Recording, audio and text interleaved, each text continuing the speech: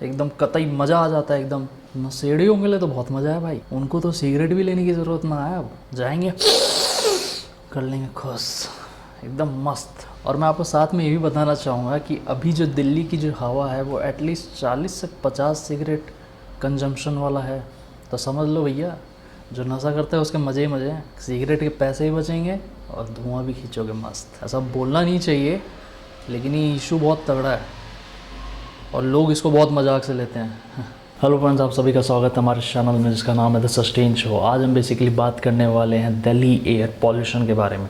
दिल्ली में इतना पॉल्यूशन क्यों हो रहा है, इसके पीछे के रीजंस क्या हैं, गवर्नमेंट की तरफ से क्या क्या स्टेप उठाए जा रहे हैं, और साथ ही में जानेंगे कि आखिर अचानक से इस सीज़न में, इस मौसम में, ये जो महीना है अक्टूबर नवंबर का, इसमें इतनी पॉल्यूशन आखिर हो क्यों जाती है भैया। तो चलो यार स्टार्ट करते हैं।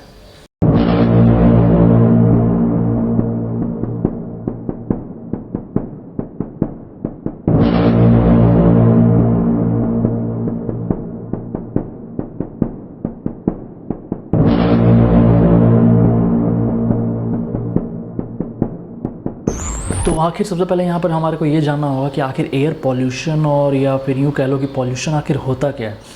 तो मैं आपको बताना चाहूँगा कि जब सॉलिड पार्टिकल्स और सब्सटेंसेस और हार्मफुल गैसेस जब एयर में मिक्स हो जाते हैं, तो और वो हमारी लाइफ में, जो जीवित प्राणी हैं हम लोग, उनके लाइफ में अगर वो कहीं ना कहीं नेगेटिव इम्पैक्ट क्रिएट करने लग जाते हैं, तो उसे हम लोग एयर पॉल्यूशन कहते हैं। पॉल्यूशन बहुत तरीके के होते हैं, लेकिन पॉल्यूशन के अंडर आता है एयर पॉल्यूशन। तो आज हम लोग एयर पॉल्यूशन के बारे में बात कर रहे हैं। तो ये तो मैंने आपको बता दिया कि एयर पॉल्यूशन होता क्या है, तो साथ में ये भी जानना ज़रूरी है कि आखिर एयर पॉल्यूशन के सोर्सेज क्या हैं। तो सबसे पहला जो सोर्सेज है वो है कार एमिशन, दूसरा है जो केमिकल्स आती हैं फैक्ट्रीज से, ठीक है, जो डस्ट है उसके थ्रू, और साथ में जो हम लोग फॉसिल फ्यूल को बर्न करते हैं, वो भी एक बहुत बड़ा रीज़न है यहाँ पर एयर पॉल्यूशन का। तो लेकिन बात यहाँ पर यह आती है कि यार जो दिल्ली में एयर पॉल्यूशन हो रहा है वो आखिर हो क्यों रहा है। और अगर मैं बात करूँ अभी का, ये जो सीज़न चल रहा है सितंबर अक्टूबर नवंबर वाला, तो यहाँ पर आखिर एयर पॉल्यूशन जो है वो इतनी बड़ी तादाद में, इतना ज़्यादा स्मॉग आखिर दिल्ली में आ कहाँ से रहा है। तो उसका सबसे बड़ा रीज़न है स्टबल बर्निंग। तो आज इसी के बारे में बात करते हैं।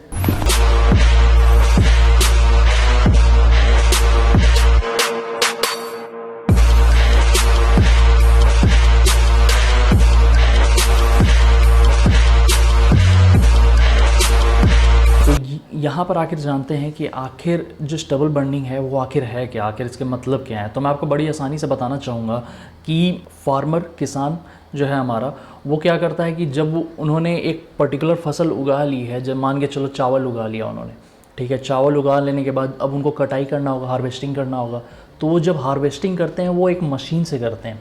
तो उस मशीन के कारण क्या होता है कि ज़मीन की सतह से ऊपर एटलीस्ट 1 से 1.5 फीट तक का रेसिड्यू बच जाता है। रेसिड्यू का मतलब होता है यार, जो प्लांट का, जो उन्होंने खेती की है, जो अनाज उन्होंने बोया है, उसका नीचे का पार्ट, तो उसे रेसिड्यू बचते हैं। और उस बचे हुए चीज़ को वो जलाने की कोशिश करते हैं, वो उसे जलाते हैं, तो उसी कारण फिर धुआं उठता है यार, धुआं पैदा होता है, और उसी कारण देख लो दिल्ली में पॉल्यूशन बढ़ता है। तो अब ये जानते हैं यहाँ कि आखिर जो फार्मर्स हैं हरियाणा के, पंजाब के, ठीक है, कुछ क्षेत्रों में यूपी के भी, आखिर ये ऐसा करते क्यों हैं, क्या इसके पीछे का रीज़न है। तो ये जानना बहुत ज़रूरी है, और ये बहुत लंबी कहानी है भैया, ठीक है। मैं आपको बड़े संक्षेप में और बड़े आराम से बताऊंगा, थोड़ा धैर्य रख के सुनना, क्योंकि बहुत सारी चीज़ें आपको पता चलेंगी। तो यहाँ पर मैं आपको बताना चाहूँगा कि यार जो सीन समझो, आखिर है क्या सीन। तो सबसे पहला जो ये है कि 1950 तक या 1950 के आसपास जो किसान थे वो जो खेती करते थे, उसके बाद जब वो कटाई करते थे, हार्वेस्टिंग करते थे, तो मैनुअली करते थे। तो मैनुअली करते थे यार, तो उनको ज़्यादा कुछ मशीन की ज़रूरत नहीं होती थी, वो बैठते थे और काटना स्टार्ट करते थे। तो काटते थे तो वो बहुत नीचे से काटते थे, जिनके कारण उनको स्ट्रबल बढ़ने की करने की ज़रूरत ही नहीं पड़ती थी, ठीक है। लेकिन यहाँ पर क्या हुआ, यहाँ पर एक हमारा बहुत अच्छा, हमने मॉडर्नाइजेशन को फॉलो किया, हम लोग बहुत मॉडर्न हो गए, हम लोग बहुत एकदम मॉडर्न कल्चर को एकदम अपनाने लगे। तो हमने सारी चीज़ों की बैंड बजा दी, ठीक है। तो अब यहाँ पर मॉडर्नाइजेशन के साथ साथ हमारे पास एक मशीन आया है जिसका नाम है कंबाइन हार्वेस्टर मशीन। तो आखिर ये जो मशीन है इसका इंट्रोडक्शन हुआ 1980s में। 1980s में कंबाइंड हार्वेस्टर मशीन आया जो कि फसल तो काटता था लेकिन उतने नीचे से नहीं काटता था, उसका एक बहुत बड़ा पोर्शन में रेसिड्यू वहाँ छोड़ देता था। तो सारा नाश इसी का बैठा हुआ है भाई। तो सबसे बड़ा पंगा यहाँ पर यही हुआ यार कि वो जो रेसिड्यू है वो बच जा रहा है। अब किसान के पास जो है टाइम नहीं है और उसके पास इतना पैसा नहीं है कि वो लेबर लगवा के उसे कटवाए। तो किसानों ने क्या किया, फूक दो बैच। तो आखिर ऐसा होता क्या है, आखिर इसकी ज़रूरत क्या है, क्यों आखिर मतलब वो जो स्टबल है उसको सिर्फ बर्नी करना एक ऑप्शन रह जाता है, ये जानना बहुत ज़रूरी है। आखिर वो जो स्टबल बर्न कर रहा है उसके पास क्यों आखिर किसान के पास टाइम नहीं है, ये बहुत बड़ा क्वेश्चन उठता है और यहीं से कहानी इंटरेस्टिंग होते जाती है। तो मैं यहाँ पर आपको बताना चाहूँगा कि पंजाब और हरियाणा बहुत ही बड़ा एक सेक्टर है एग्रीकल्चर का, ठीक है, जहाँ से बहुत बड़ी मात्रा में हमारे को अनाज प्राप्त होता है, फूड प्राप्त होता है। तो सीन दरअसल ऐसा है यार कि 2000 से पहले जो राइस की जो खेती होती थी वहाँ पर वो होती थी गर्मी के मौसम में, ठीक है, जो हमारा मई वाला जो है अप्रैल मई में जो गर्मी होती थी उस टाइम होता था। तो उस टाइम जब खेती करते थे फार्मर, किसान हमारे जब खेती करते थे तो उस समय उनको बहुत बड़ी मात्रा में पानी की ज़रूरत होती थी। अब जाहिर सी बात है खेती करेंगे तो मीठे पानी की ज़रूरत पड़ेगी और मीठे पानी के लिए ग्राउंड वाटर हमारा बहुत कम बचा हुआ है। तो लेकिन वहाँ पर कंजप्शन बहुत ज़्यादा हो रहा था तो धीरे धीरे ग्राउंड वाटर भी कम होता जा रहा था। तो इसी कारण सन 2000 में वहाँ पर जो खेती का टाइम है जो पहले गर्मी में होता था उसको रोक दिया गया। वहाँ पर जो राइस की खेती है वो गर्मियों के टाइम आप खेती नहीं कर सकते। तो यहाँ पर मैं आपको बताना चाहूँगा कि वहाँ पर जो खेती है वो तो रोक दी गई लेकिन पूरे कानूनी तौर पे नहीं रुकी, क्योंकि बहुत से किसान कर रहे थे खेती। तो उसके लिए सन 2009 में एक लॉ पास हुआ जिसमें ये तय किया गया कि 15 जून से पहले यानी गर्मियों के मौसम में कोई भी खेती नहीं करेगा, चावल नहीं उपजाएगा। तो इसका मतलब आप समझ रहे हो क्या हो रहा है, खेती का जो टाइम है वो पीछे हो रहा है साल में। तो यहाँ पर तय कर दिया गया कि 15 जून से पहले कोई खेती करेगा नहीं। समझो कि जब खेती लेट होगा तो जाहिर सी बात है फसल भी लेट कटेगा। ऐसा तो नहीं है ना कि जून में 15 जून को खेती किया और 1 जुलाई को काट दिया, ऐसा तो नहीं हो पाएगा ना भाई, ठीक है, टाइम लगेगा।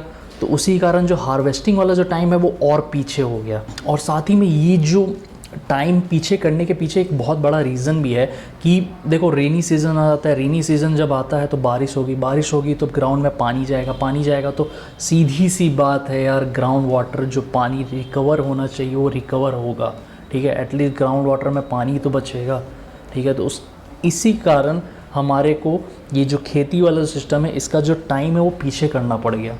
अब जाहिर सी बात है यार कि आखिर जब खेती करने का टाइम पीछे होगा तो कटने का भी टाइम पीछे होगा और जो नेक्स्ट फसल है उसको उगाने के लिए हमारे पास टाइम कम बचेगा, क्योंकि आखिर नेक्स्ट फसल जब उगानी है तो उसके लिए पूरा जो ग्राउंड है उसे साफ़ करना पड़ता है।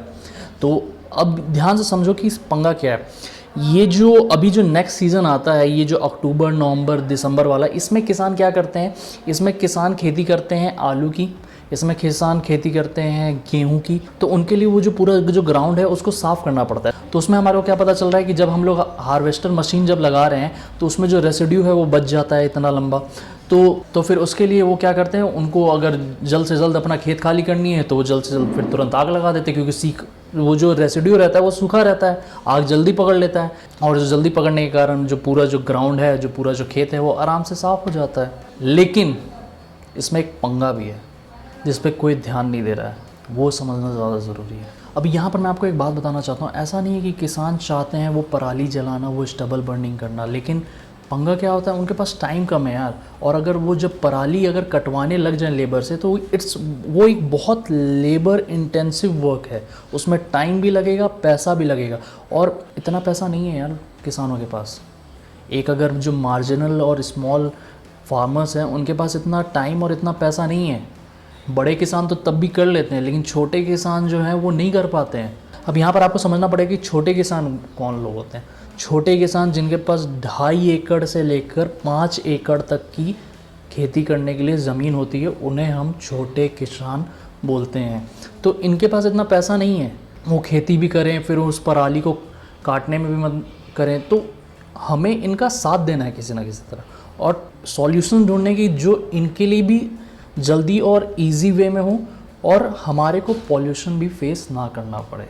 और यहाँ पर अभी ये जानना ज़रूरी है कि अभी इस टाइम पे सबसे ज़्यादा ये जो सीज़न चल रहा है अक्टूबर नवंबर वाला, इसमें क्या है कि सबसे बड़ा जो कंट्रीब्यूशन है दिल्ली एयर पॉल्यूशन में, वो सबसे बड़ा कंट्रीब्यूशन रहता है स्टबल बर्निंग का, पराली को जलाने का, जो कि रहता है 40% तक, अप टू 40%। तो समझ रहे हो कितना बड़ा पंगा है ये।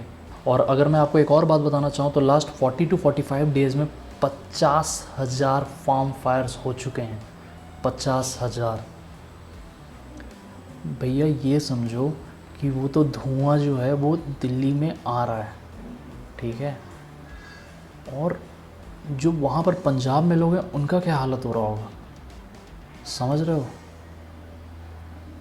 गजब। मतलब तो यहाँ पर एक बहुत बड़ा क्वेश्चन बनता है या आप भी सोच रहे होंगे आखिर ये जो धुआं है, जो पराली जलने के बाद जो धुआं है वो दिल्ली क्यों आता है या उसका सबसे ज़्यादा इफ़ेक्ट दिल्ली को पड़ता है। तो इसके लिए आपको जो हमारा देश है उसका ज्योग्राफिकल स्ट्रक्चर भी समझना पड़ेगा।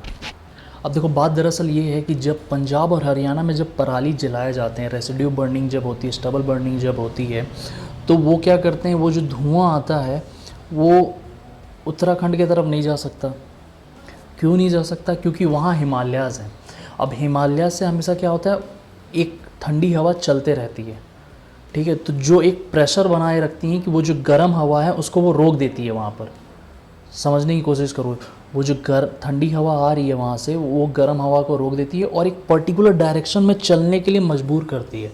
मैं साथ में आपको यहाँ पर दिल्ली का मैप भी दिखा दूंगा जिसके थ्रू आपको एक पूरा कॉन्सेप्ट जो है वो क्लियर हो जाएगा। और अगर मैं बात करूँ कि ये राजस्थान क्यों नहीं जाती है, तो राजस्थान से भी एक अलग गर्म हवा, एक प्रेशर बना रहता है, तो वो जो पूरा जो स्मॉग है वो पूरा सिर्फ दिल्ली के तरफ चल के आता है। समझने की कोशिश करोगी तो इसके पीछे कहीं ना कहीं हमारा ज्योग्राफिकल जो स्ट्रक्चर है वो भी बहुत इम्पॉर्टेंट रोल अदा करता है।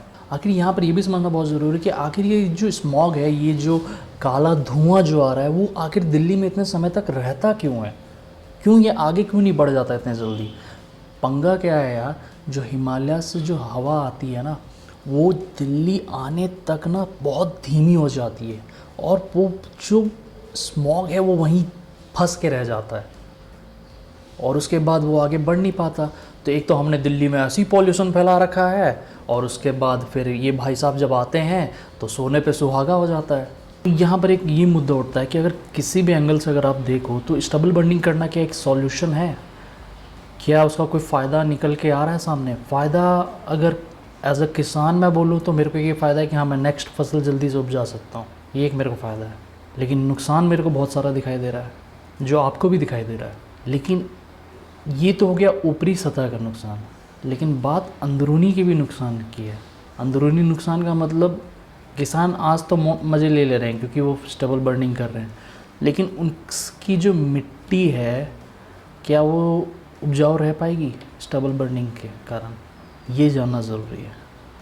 तो मैं यहाँ पर आपको बताना चाहूँगा कि जब कोई बंदा, जब कोई फार्मर स्टबल बर्निंग करता है तो जाहिर सी बात है रेसिड्यू के साथ साथ मिट्टी भी जलती है यार, उतना हीट होता है। तो मिट्टी के जो न्यूट्रिएंट्स हैं, जो माइक्रोब्स हैं, ठीक है, तो वो सब क्या होंगे, जल जाएंगे यार, मर जाएंगे। जो मदद करते हैं मिट्टी को एक अच्छा उपजाऊ बनाने में, वो सब जो माइक्रोब्स हैं सब ख़त्म हो जाएंगे। तो क्या फ़ायदा होगा, मिट्टी उपजाऊ रहेगी नहीं। उपजाऊ रहेगी नहीं तो ठीक है, आज तो चांदी ले लो भैया, आज तो मज़े कर लो, कल को फिर वही पूरा खेत बंजर हो जाएगा, कुछ उपज ही नहीं पाएगा। उपजेगा तो वो जो न्यूट्रिएंट्स होते हैं फूड में, वो न्यूट्रिएंट्स नहीं आ पाएंगे फूड में। तो किसी भी एंगल से अगर आप बात कर लो हवा की, पृथ्वी के सतह के ऊपर और पृथ्वी के सतह के नीचे, कहीं पर भी स्टबल बर्निंग का कोई फ़ायदा नहीं है। लेकिन बात जहाँ मजबूरी की आ जाती है तो लोग करते हैं मजबूरी से ही। तो अब बात करते हैं कि आखिर जो हमारी जो गवर्नमेंट है, central government, state government, supreme court, high court कि आखिर इनका क्या कहना है इस मुद्दे के ऊपर। तो मैं आपको यहाँ पर बताना चाहूँगा कि सुप्रीम कोर्ट ने तो भाई साफ साफ मना कर दिया है कि स्टबल बर्निंग को रोको किसी भी हालत में, क्योंकि इस टाइम पे सबसे ज़्यादा जो पॉल्यूशन होता है उसका मेजर रीज़न रहता है स्टबल बर्निंग। सुप्रीम कोर्ट का समझ में आ गया। जो हाई कोर्ट है पर्टिकुलर स्टेट्स की, हरियाणा और पंजाब की, उन्होंने क्या किया है कि उन्होंने ऑफिसर्स लगाए हुए हैं पहरे रखने के लिए कि कोई बंदा फार्मर्स पे नज़र रखे कि ताकि वो स्टबल बर्निंग ना कर सके। लेकिन मेरे को इसका कोई रीज़न समझ में नहीं आ रहा, क्योंकि यार तुम एक तरीके से फार्मर्स को रेबल बना रहे हो, दुश्मन बना रहे हो। ठीक है, फार्मर्स को रेबेलियन नहीं बनाना ना, कि अगर तुम ऐसा पहरा रखोगे तो वो करेंगे यार भाई मैं तो करूँगा। और यही हो रहा है लिटरली। फार्मर्स वहाँ पर प्रोटेस्ट भी कर रहे हैं। इवन कोई बंदा, कोई ऑफिसर उनको रोकने जाता है तो उनके सामने वो अड़ जाते हैं, उनसे पंगा ले लेते हैं। तो क्या ये इसका ये सही सॉल्यूशन है? मेरे को तो नहीं लगता। और अगर मैं दूसरा बोलना चाहूँ तो गवर्नमेंट सब्सिडीज़ दे रही हैं। अब सब्सिडीज़ में भी पंगा ये है यार कि जो सब्सिडीज़ दे रही हैं, मान के चलो कि इतना अगर आप स्टबल दोगे तो इतने रुपए के हिसाब से कोई बंदा या सरकार उसे लेगी। तो सब्सिडी देने में भी सब्सिडीज़ जो सरकार द्वारा दी जा रही हैं वो किसानों तक पहुंच ही नहीं पा रही है। इसमें भी धांधली भाई साहब, इसमें भी धांधली, मतलब गजब। और यहाँ पर हरियाणा सरकार का कहना है कि उन्होंने 1300 करोड़ रुपए लगा रखे हैं मशीनरीज को सब्सिडाइज करने के लिए। ठीक है, पंजाब में 8000 CHC खोले गए हैं, कस्टम हायरिंग सेंटर्स, जहाँ से कोई बंदा, कस्टम हायरिंग सेंटर जहाँ पर कोई मशीन है। ठीक है, अभी मैं उन मशीन्स के बारे में बताऊंगा कि कुछ सॉल्यूशंस निकाले गए हैं। उस मशीन्स को आप हायर कर सकते हो पर्टिकुलर टाइम के लिए, तो वो भी एक तरीके से कॉस्ट इफेक्टिव हो गया ना यार। अब तुम एक मशीन की कॉस्ट रख रहे हो हायरिंग के टाइम की। हर एक के पास ना, अगर सच्ची बताऊं तो हर एक के पास ट्रैक्टर तक नहीं है बॉस, हर एक के पास ट्रैक्टर तक नहीं है। और अगर पर्टिकुलर मशीन और ट्रैक्टर को लेके जोड़ा जाए तो 1300 रुपये पर घंटे के हिसाब से, समझ रहे हो? मतलब जोक चल रहा है भाई साहब, कतई एकदम, मतलब वही बोल रहा हूँ ना, कोई ऐसा एक्शन नहीं आ रहा जो एक हेल्दी वे में हो, जिससे किसान भी खुश, हम भी खुश, दिल्ली वासी भी खुश। हालांकि जो स्मॉल फार्मर्स है उसके लिए जो CSC वालों ने बोल रखा है कि वो एकदम फ्री है, लेकिन फ्री कर देना, चार्जेस लगाना, ऑफिसर्स लगाना, ठीक है, ये सब से नहीं होने वाला भाई, ये सब से नहीं होने वाला। हम लोग को कुछ और सॉल्यूशंस ढूंढने पड़ेंगे। तो अब ये वो मोमेंट आ गया जहाँ पर हम लोग बात करने वाले हैं सॉल्यूशन की। आखिर क्या सॉल्यूशन है, किस तरीके से हम लोग इस स्टबल बर्निंग का जो पंगा है उसको किसी तरह रोक सकते हैं, उस पर किसी तरह लगाम लगा सकते हैं। तो जानते हैं यार। तो मैं सबसे पहला आपको जो बताना चाहूँगा वो है turbo happy seeder. Turbo happy seeder एक तरीके का मशीन है भाई, जो ट्रैक्टर के पीछे लगता है स्टबल्स को काटने के लिए। ठीक है, और साथ में वो मिट्टी में मिला भी देता है स्टबल्स को। ठीक है, जो रेसिड्यू बच जाते हैं उसकी मैं बात कर रहा हूँ। लेकिन पंगा इसमें भी है। पंगा क्या है, गवर्नमेंट इसको सब्सिडाइज़ कर रही है, लेकिन सब्सिडाइज़ करने के बाद भी ये जो मशीन है ये कम से कम 60 to 70,000 रुपीज़ का आता है, जो कि एक वही बात आ जाती है यार, स्मॉल एंड मार्जिनल फार्मर्स के लिए ये एक बहुत बड़ा अमाउंट होता है यार। प्लीज़ समझने की कोशिश करें इसे। अब हैप्पी सीडर जो मशीन है उसका जो हॉर्स पावर है वो है 65 to 70। और जो नॉर्मल हमारे जो छोटे किसान हैं वो क्या करते हैं, वो ट्रैक्टर तो लेते हैं, बहुतों के पास नहीं होता है, लेकिन कुछ जो बंदे लेते हैं वो सेकेंड हैंड ट्रैक्टर लेते हैं। अब जो सेकेंड हैंड ट्रैक्टर होता है उसका हॉर्स पावर कितना होगा भाई साहब, 40 to 45 हॉर्स पावर। तो भैया 65 हॉर्स पावर या 70 हॉर्स पावर वाले मशीन को खींचने के लिए मतलब कैसे, मतलब 40 हॉर्स पावर वाला ट्रैक्टर कैसे खींच पाएगा? जाहिर सी बात है यार। तो ये जो है पंगा, ये भी कहीं ना कहीं फेल होता नज़र आ रहा है। अब अगर कोई बंदा नया ट्रैक्टर लेने जाता है, कोई फार्मर नया ट्रैक्टर लेने जाएगा तो वो फिर पड़ जाता है 6 से 7 लाख रुपए। तो समझ रहे हो, किसानों के पास ना, मतलब वो तो खुद उस इन्वायरमेंट में रह रहे हैं यार, उनको खुद इतनी तकलीफ हो, उनके बाल बच्चे भी हैं, लेकिन they don't have any other options. और जो दूसरा तरीका है उसका नाम है पूसा बायोडिकम्पोज़र। ये मेनली पूसा इंस्टीट्यूट जो है दिल्ली में, उनके द्वारा इजाद किया गया है। इसमें क्या है सिस्टम, इस सिस्टम के हिसाब से क्या सीन है भाई कि 4 कैप्सूल ये देंगे, ठीक है। आपको 1 हेक्टेयर में वो 4 कैप्सूल का घोल बनाना है, जिसमें आपको मिलाना है गुड़ और बेसन। उसको मिला के 25 लीटर का प्रॉपर सॉल्यूशन तैयार करना है और उसको फिर खेत में छिड़क देना है, स्प्रे कर देना है। जब आप स्प्रे कर देंगे तो जो स्टबल है वो अपने आप मेल्ट होना स्टार्ट हो जाएगा, वो मिट्टी के साथ घुलना स्टार्ट हो जाएगा। और इसमें जो टाइम लगेगा वो लगेगा 15 से 20 दिन का। तो ये सॉल्यूशन मुझे लगता है कि हाँ ये थोड़ा मोड़ा ठीक है। और इसको अरविंद केजरीवाल जो दिल्ली के सीएम हैं, उन्होंने भी बोला है कि ये मतलब ये बजट में है, ये जो सॉल्यूशन है इसका ये बजट में है, ये कोई भी कर सकता है। इवन कि वो दिल्ली में इसका ट्रायल भी चला रहे हैं, ठीक है। दिल्ली में जहाँ जहाँ खेती होती है, जहाँ जहाँ पर थोड़ा मोड़ा जो स्टबल बर्निंग होता है, उन खेतों में इसका छिड़काव किया जा रहा है। उनके द्वारा ये माना भी गया है कि ये एक सक्सेसफुल आइडिया है। तो उन्होंने इस आइडिया को सुप्रीम कोर्ट के सामने पेश भी किया है। देखो क्या जजमेंट निकलता है यार। अच्छा है भाई, जल्द से जल्द निकले। और जो तीसरा तरीका है उसमें यार ये बोला गया है कि कंपनसेशन दिया जाए किसानों को पर क्विंटल के हिसाब से, कुछ ऐसा अमाउंट सेट किया जाए जिसके कारण किसान जो है वो रेसिड्यू को हटा भी सकें और वो लेबर भी हायर कर सकें, ताकि वो जल्द से जल्द वो जो रेसिड्यू है उसको हटा पाएँ। और साथ ही में हमारे को स्टबल प्रोसेसिंग को भी बढ़ावा देना होगा। स्टबल प्रोसेसिंग का मतलब स्टबल से भी ना बहुत सारी चीज़ें बन सकती हैं यार, लेकिन हमारे को कुछ इसका नॉलेज नहीं है। तो मैं आपको यहाँ पर बताना चाहूँगा, जो स्टबल है उससे आप एनर्जी तो जनरेट कर ही सकते हो, साथ में वो जो स्टबल होती हैं तो वो क्या होता है यार, एक सूखा डंठल टाइप होता है, ठीक है। बहुत स्टिफ होता है। तो आप उसमें क्या कर सकते हो, आप उसके कप्स बना सकते हो, आप उसके प्लेट्स बना सकते हो, आप उसके कुछ टेबल फर्नीचर टाइप कुछ भी एक आइडिया। यहाँ पर बहुत बड़ा आपदा है जिसका कोई भी एक अच्छा सा अवसर बन सकता है, समझ लो बात को भाई। और यहाँ पर मैं आपको बताना चाहूँगा कि करनाल में एक ऐसी फैक्ट्री है जिसमें स्टबल को कंप्रेस्ड बायोगैस में कन्वर्ट किया जा रहा है, और वो जो बायोगैस है उसको इंद्रप्रस्थ गैस लिमिटेड खरीद रही है। तो ये सबके लिए बेनिफिट है यार। उससे कोयला भी बनता है, मैं आपको बता दूं, अगर आप थोड़ा मोड़ा और रिसर्च करो तो उससे कोयला भी बनता है स्टबल से। तो स्टबल अभी तक लाइबिलिटी है, we need to make it asset. और इवन जो ये जो करनाल वाली फैक्ट्री है, ये क्या करेगी कि आप उनको कॉल करें, ठीक है, वो आपके एरिया में आएगी, आपका स्टबल काटेगी, आपको पैसे देगी और फ्री अपने हिसाब से ट्रांसपोर्टेशन भी करेगी। तो यहाँ पर किसानों को, फार्मर्स भाइयों को भी बहुत बड़ा अपॉर्चुनिटी है कि आप भी भाई पैसा कमा सकते हैं। तो आप यहाँ पर अब तक अगर आप ये वीडियो देख रहे हो तो आप जान गए हो कि आखिर स्टबल बर्निंग क्या है, क्यों हो रहा है, किसानों क्या मजबूरी आ रही है कि वो स्टबल बर्निंग कर रहे हैं, इस गवर्नमेंट के क्या स्टेप्स उठाए जा रहे हैं, क्या सॉल्यूशंस हैं।